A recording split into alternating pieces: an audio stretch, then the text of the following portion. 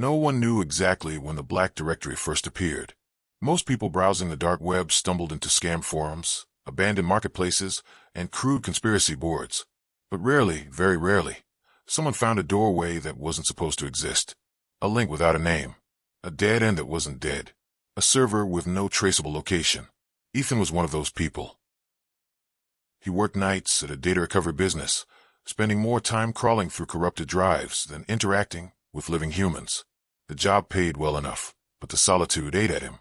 When he was done restoring files for customers, he entertained himself by exploring unusual server clusters, digital ghost towns hidden beneath layers of anonymity. One night, at 3:17 a.m., an unmarked folder appeared on the company's secure workstation.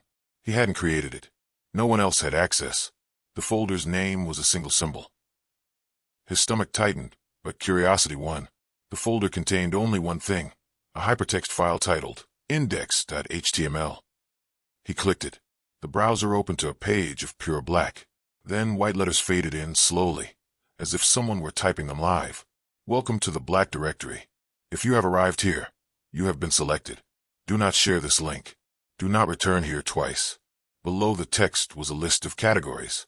Surveillance, recovery, request, disposal.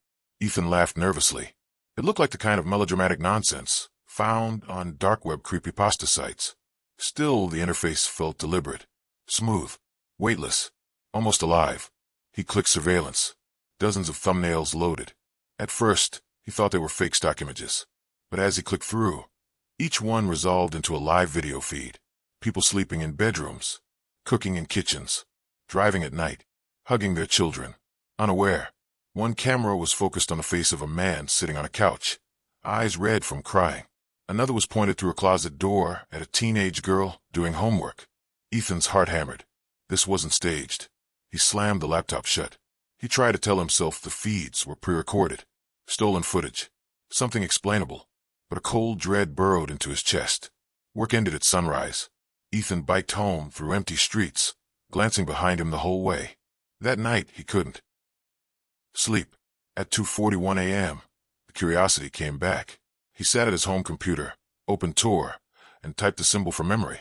He wasn't sure why. Habit, compulsion. The site loaded instantly. This time, a new category appeared at the bottom. Ethan froze. When he clicked it, a live video feed popped open. His own living room. He watched himself on screen, sitting motionless at his desk, lit only by the pale glow of his monitor. The camera angle came from somewhere above his right shoulder, as if someone were standing behind him. But there was no one there. He checked the room. Every corner.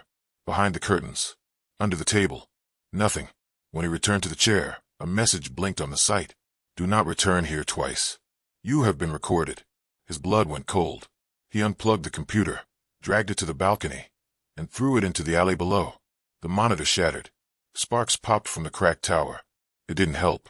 2 nights later, while scrubbing the last customer drive of his shift, Ethan noticed something strange. File fragments were reassembling themselves without his input. Lines of code appeared across the screen. Then a video feed opened. It was his bedroom. He saw himself sleeping restlessly, blankets thrown to the floor.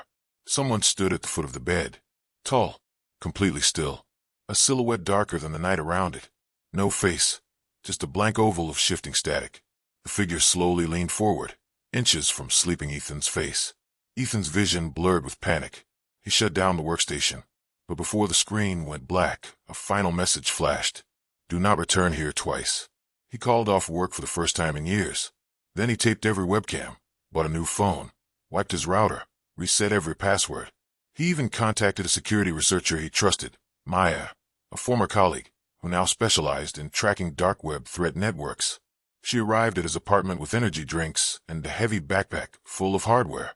Ethan, you look like hell, she said, kneeling by his desk. Show me everything. He told her.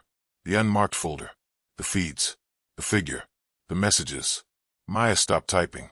You're sure the site's name was just a block? Yeah, same symbol every time. She swallowed. I've heard rumors. His breath caught. There's supposedly a server cluster out there, she said. No confirmed location. No known admin. People call it the Black Directory. It doesn't show up unless someone invites you. I wasn't invited. Something disagrees, Maya said softly. She dug into his network logs, and her expression hardened. Ethan, this isn't normal traffic. Someone or something is tunneling into your devices without using ports. This looks like firmware-level control, like it's rewriting your hardware while you use it. Can you stop it? She stared at the screen. I don't know if I can even understand it. The room suddenly flickered. Lights dimmed. Ethan's TV turned on by itself, black screen glowing faintly. A single white rectangle appeared in the center of the screen. A black bar symbol, just like the folder. Maya stepped back. Ethan unplugged everything. He reached for the TV's power cord. Before he could, the screen changed. It showed a live view of the two of them, standing in the room. But the angle wasn't from any device in the apartment. The camera was looking down from somewhere above them, 10 feet up, maybe more. Then another shadow emerged at the top corner of the screen. Tall, still, faceless, moving closer. Maya screamed, grabbing Ethan's arm. We need to go. Now. They ran. Down the stairs.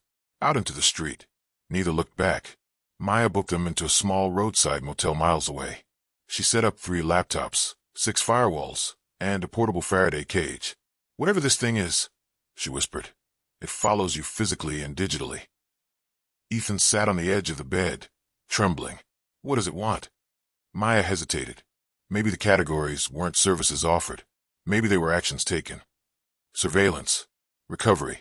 Request. Disposal. Her voice cracked. Disposal. Ethan, what if that one is for people? The motel lights flickered. A low hum vibrated through the walls, like electricity crawling through metal veins. One of Maya's laptops powered on by itself. The screen turned black. White text appeared. You returned here twice.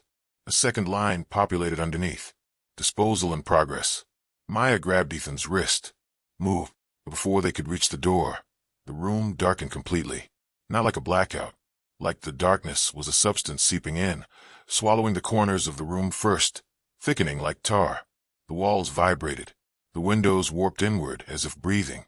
And from the center of the room, the darkness tore open. The tall, faceless figure stepped through.